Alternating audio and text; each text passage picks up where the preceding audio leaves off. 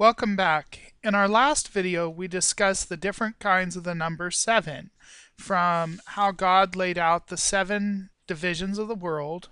to the 7 senses, to the 7 external parts of the body, to the 7 internal parts of the body, and so on and so forth. We also discussed Ursa Major and how she guides ships at sea, which Philo calls mariners. We also talked about the Pleiades, which has to do with guiding the planting season and the harvest season. We're going to continue now with point 129 as Moses begins to sum up the account of the creation of the world. So Moses, summing up his account of the creation of the world, says in a brief style, "This is the book of the creation of the heaven and of the earth, when it took place, in the day on which God made the heaven and the earth, and every green herb before it appeared upon the earth, and all the grass of the field before it sprang up. Does he not here manifestly set before us incorporeal ideas perceptible only by the intellect, which have been appointed to be as seals of the perfected works, perceptible by the outward senses? For before the earth was green, he says that this same thing, verdure, existed in the nature of things, and before the grass sprang up in the field there was grass, though it was not visible. And we must understand, in the case of everything else which is decided on by the external senses, there were elder forms and motions previously existing, according to which the things which were created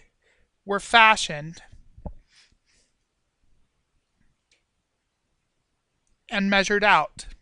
For although Moses did not describe everything collectively, but only a part of what existed, as he was desirous of brevity beyond all men that ever wrote, still the few things which he has mentioned are examples of the nature of all. For nature perfects none of those which are perceptible to the outward senses without an incorporeal model. Then, preserving the natural order of things, and having a regard to the connection between what comes afterwards and what has gone before, he says next, "And a fountain went up from the earth and watered the whole face of the earth." For other philosophers affirm that all water is one of the 4 elements of which the world was composed. But Moses, who was accustomed to contemplate and comprehend matters with a more acute and far-sighted vision, considers thus: the vast sea is an element, being a 4th part of the entire universe, which the men after him denominated the ocean, while they look upon the smaller seas which we sail over in the light of harbors. And he drew a distinction between the sweet and drinkable water and that of the sea, attributing the former to the earth, and considering it a portion of the earth, rather than of the ocean, on account of the reason which I have already mentioned, that is to say, that the earth may be held together by the sweet qualities of the water, as by a chain, the water acting in the manner of glue.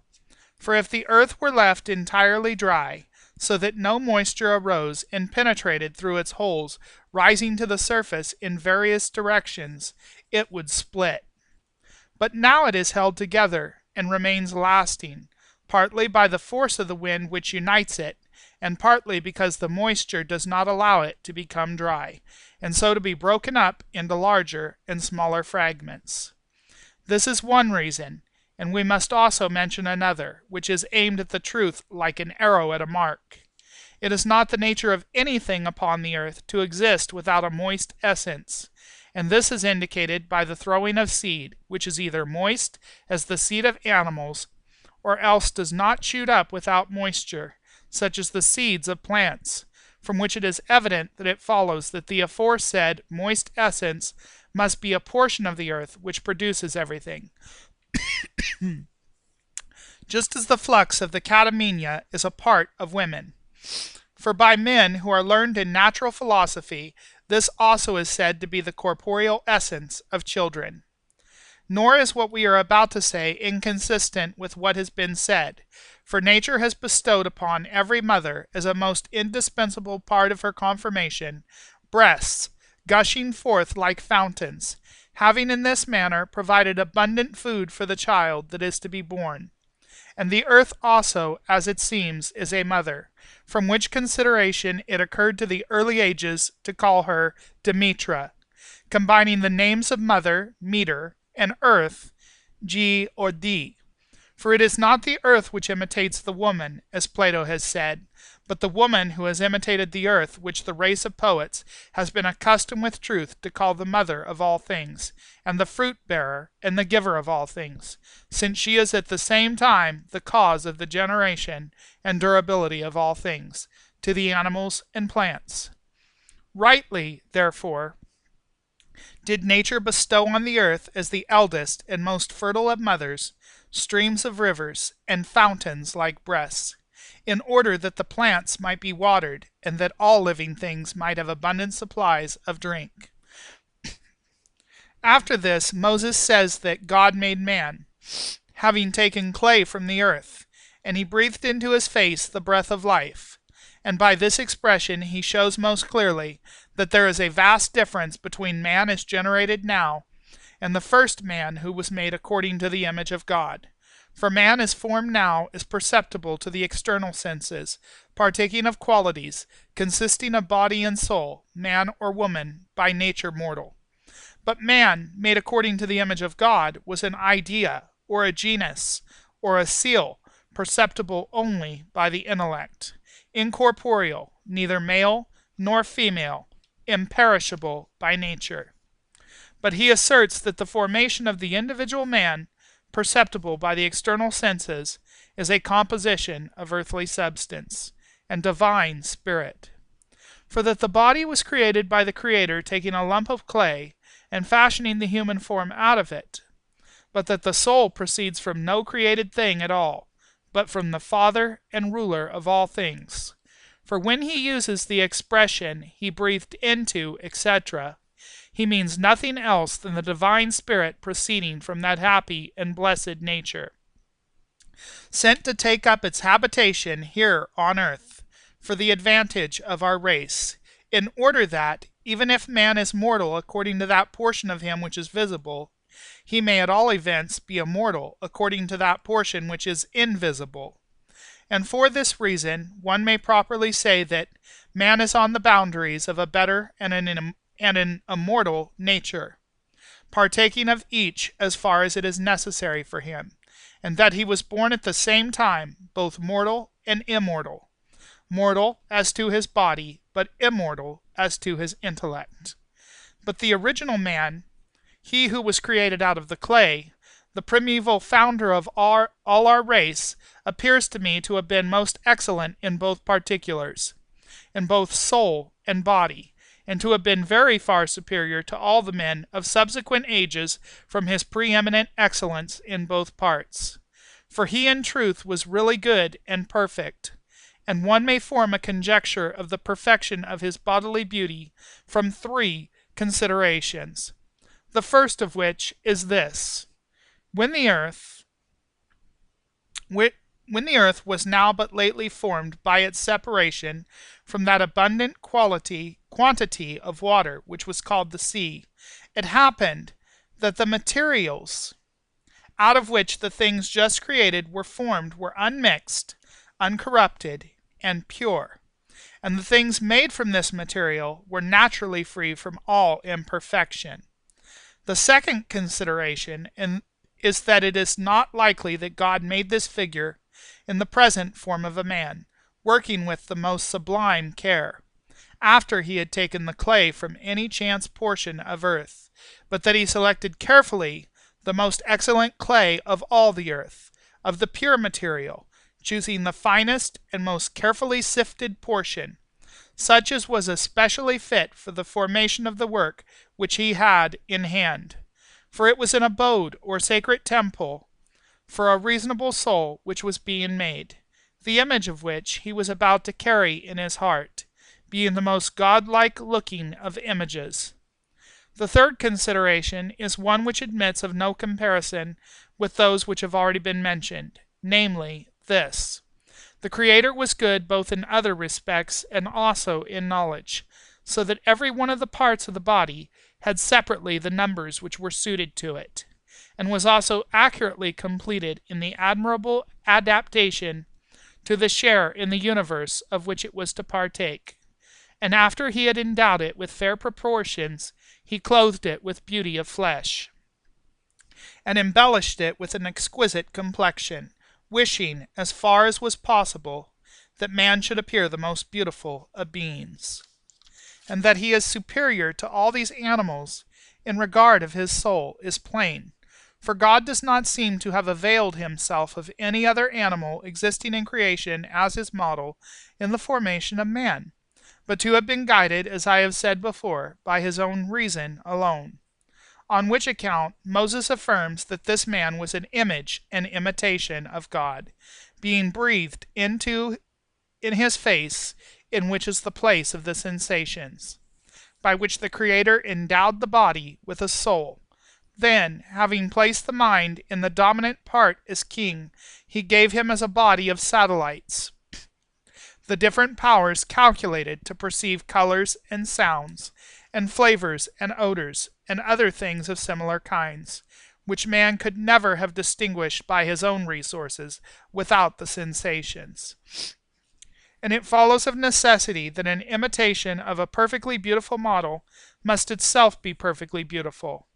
For the Word of God surpasses even that beauty which exists in the nature which is perceptible only by the external senses, not being embellished by any adventitious beauty, but being itself, if one must speak the truth, its most exquisite embellishment. The first man, therefore, appears to me to have been such both in his body and in his soul, being very far superior to all those who live in the present day, and to all those who have gone before us. For our generation has been from men, but he was created by God, and in the same proportion as the one author of being is superior to the other, so too is the being that is produced. For as that which is in its prime is superior to that the beauty of which is gone by, whether it be an animal, or a plant, or fruit, or anything else whatever of the productions of nature, so also the first man who was ever formed appears to have been the height of perfection of our entire race, and subsequent generations appear never to have reached an equal state of perfection, but to have at all times been inferior both in their appearance and in their power, and to have been constantly degenerating, which same thing I have also seen to be the case in the instance of the sculptor's and painter's art, for the imitations always fall short of the original models, and those works which are painted or fashioned from models must be much more inferior, as being still further removed from the original. And the stone which is called the magnet is subject to a similar deterioration, for any iron ring which touches it is held by it as firmly as possible,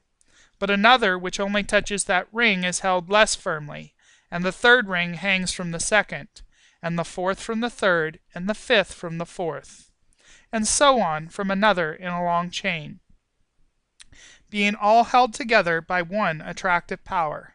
but still they are not all supported in the same degree. For those which are suspended at a distance from the original attraction are held more loosely, because the attractive power is weakened, and is no longer able to bind them in an equal degree. And the race of mankind appears to be subject to an influence of the same kind, since in men the faculties and distinctive qualities of both body and soul are less vivid and strongly marked in each succeeding generation. And we shall be only saying what is the plain truth, if we call the original founder of our race not only the first man, but also the first citizen of the world. For the world was his house and his city, while he had as yet no structure, made by hands and wrought out of the materials of wood and stone. And in this world he lived as in his own country, in all safety, removed from any fear, inasmuch as he had been thought worthy of the dominion over all earthly things, and had everything that was mortal crouching before him, and taught to obey him as their master, or else constrained to do so by superior force. and living himself surrounded by all the joys which peace can bestow without a struggle and without reproach. But since every city in which laws are properly established has a regular constitution, it became necessary for this citizen of the world to adopt the same constitution as that which prevailed in the universal world. And this constitution is the right reason of nature, which in more appropriate language is denominated law, being a divine arrangement in accordance with which everything suitable and appropriate is assigned to every individual. But of this city and constitution there must have been some citizens before man, who might be justly called citizens of a mighty city, having received the greatest imaginable circumference to dwell in, and having been enrolled in the largest and most perfect commonwealth. And who could these have been but rational divine natures, some of them incorporeal and perceptible only by intellect, and others not destitute of bodily substance, such in fact as the stars. And he who associated with and lived among them was naturally living in a state of unmixed happiness, and being akin and nearly related to the ruler of all, inasmuch as a great deal of the divine spirit had flowed into him. He was eager both to say and to do everything which might please his Father and his King, following him step by step in the paths which the virtues prepare and make plain, as those in which those souls alone are permitted to proceed who consider the attaining a likeness to God who made them as the proper end of their existence. We have now then set forth the beauty of the first created man in both respects, in body and soul, if in a way much inferior to the reality, still to the extent of our power and the best of our ability. And it cannot be but that his descendants, who all partake of his original character, must preserve some traces of their relationship to their father, though they may be but faint. And what is this relationship? Every man, in regard of his intellect, is connected with divine reason, being an impression of, or a fragment or a ray of that blessed nature. But in regard of the structure of his body, he is connected with the universal world. For he is composed of the same materials as the world, that is, of earth and water and air and fire, each of the elements having contributed its appropriate part towards the completion of most sufficient materials, which the Creator was to take in order to fashion this visible image. And moreover, man dwells among all the things that have been just enumerated, as most appropriate places having the closest connection with himself, changing his abode, and going at different times to different places, so that one may say with the most perfect propriety that man is every kind of animal, terrestrial, aquatic, flying, and celestial. For inasmuch as he dwells and walks upon the earth, he is a terrestrial animal, but inasmuch as he often dives and swims and sails, he is an aquatic creature. And merchants and captains of ships and purple dyers, and all those who let down their nets for oysters and fish, are a very clear proof of what is here said. Again, inasmuch as his body is raised at times above the earth and uses high paths, he may with justice be pronounced a creature who traverses the air. And moreover, he is a celestial animal, by reason of that most important of the senses, sight, being by it brought near the sun and moon, and each of the stars, whether planets or fixed stars. To be continued in the next video.